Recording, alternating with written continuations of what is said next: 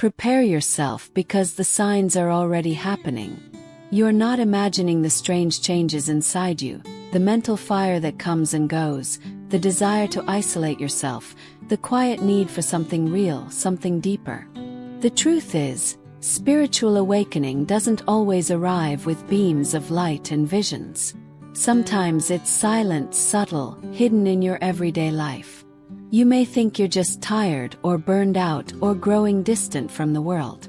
But what's really happening is this.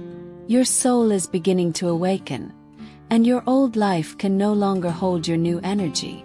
Today, we will discover 5 powerful signs that you are feeling a spiritual awakening without even knowing it. Watch closely because by the end of this message, you'll begin to see your life in a very different way. First, you think it's just despair. You tell yourself you'll bounce back after a weekend, or maybe once you reach your next goal. But it keeps happening. The music you once loved suddenly feels empty. Social events that used to energize you now feel like a burden. Even hobbies and passions you once held dear no longer ignite the same fire within you. This isn't depression. It's a spiritual shutdown from a life that no longer matches your energy. When your soul starts to awaken, it slowly removes your interest from things built by your old self.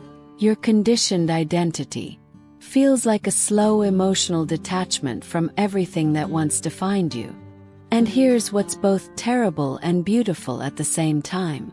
You still don't know what's coming next. You are standing between versions of yourself in that empty space between them. This is the true awakening. This is the space where your authentic self is quietly being rebuilt, without noise, without validation, without the old distractions. If you're currently in this stage, it's not a sign that something is wrong. It's a sign that something sacred is unfolding.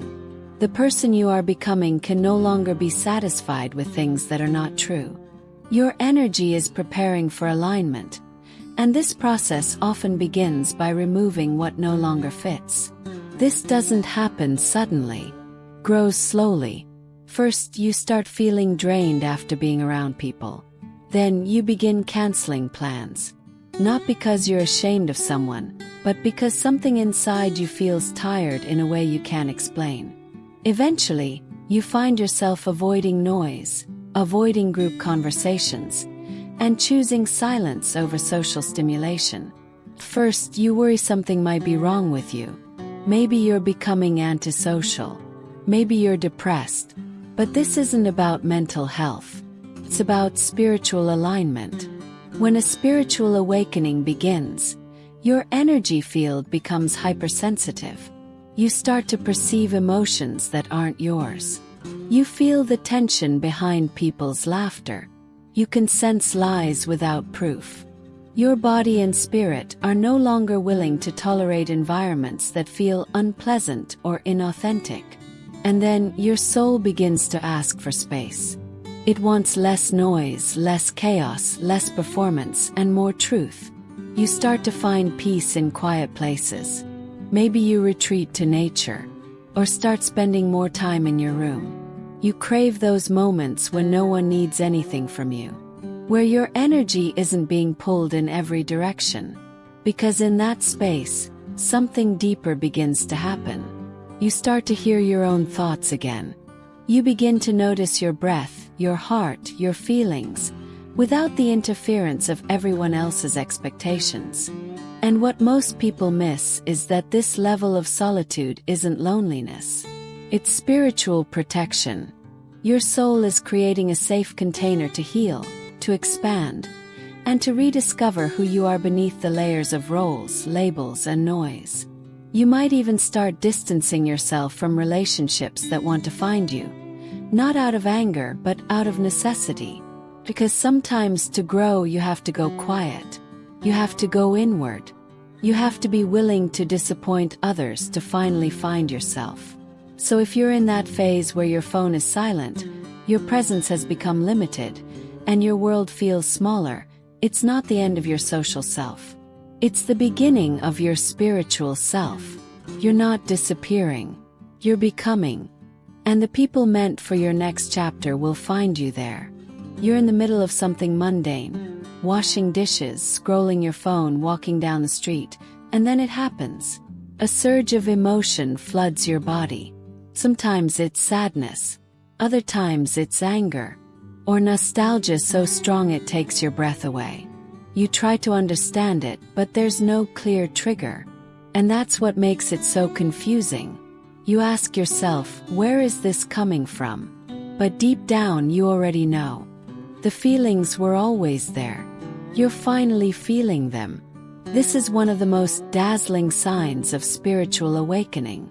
Your awakening isn't just a mental or spiritual process. It's emotional too. Every version of you that existed before this moment, the silenced child, the judged teenager, the betrayed adult, is left behind as energetic residue. That hasn't disappeared. It was stored away. And now, as your frequency rises, your soul opens these storages one by one. These emotions aren't overwhelm. They're release. They're your body's way of clearing out the tangled energy that kept you spiritually stuck. Crying for no reason. That's healing. Random memories resurfacing. That's integration. Feeling everything more intensely than usual. That's because you're no longer just trying to cover it up. And it's not always tears. Sometimes it appears as anger, frustration, or extreme sensitivity. You get irritated by things that never used to bother you. You feel exhausted after emotional outbursts.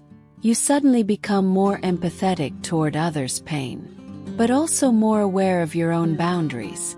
This is your emotional system recalibrated to fit your soul's evolution. The mistake most people make here is trying to fix it, to suppress the emotion, to diagnose it, or escape it. But awakening isn't asking you to run away. It's asking you to face it, to feel what your past never had space or tools to process. And the more you allow it, the more space you create for something new to take its place. Clarity is authenticity. So if you find yourself crying during random songs, getting emotional over small moments, or breaking down for no reason, don't panic. Don't push it away. You're not broken. You're just shedding the version of you that had to carry too much for too long. And every pain, every wave, is a step closer to remembering who you truly are. There's a moment, usually unexpected, when you start to see through the surface of everything. You're watching a conversation and suddenly feel like everyone is just playing a role. You hear someone say they're doing fine, but you feel the pain behind their smile.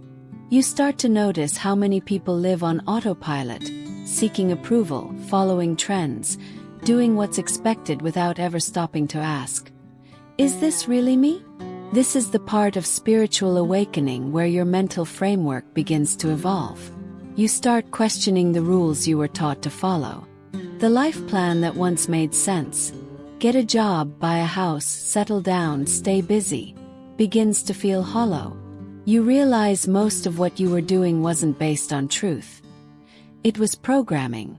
And once you see that, everything starts to change. You may begin feeling detached from your work, your goals, or even your relationships. Not because you don't care, but because you can no longer lie to yourself. Your soul is rejecting illusion. You begin to value depth over convenience, meaning over performance. And even if you can't fully explain it, something inside you refuses to go back to the way things were. This is a difficult but necessary phase because it makes you feel like you're floating between two worlds, the one you're developing and the one you're slowly leaving behind. You may feel isolated, misunderstood, even judged, but that's how you know it's real. Truly, awakening doesn't feel like a dream. It feels like distrust, clarity, and choosing truth even when it makes life harder, not easier. If you find yourself questioning everything, your purpose, your beliefs, the world around you, it's not a slip, it's an upgrade. You don't become lost. You finally shed the masks, the conditioning, and unconscious habits that once kept you asleep. And the more you question, the more you wake up. Not just mentally but spiritually. Not just to the world but to yourself. First, it feels like being lost. You no longer chase friendships that once meant everything.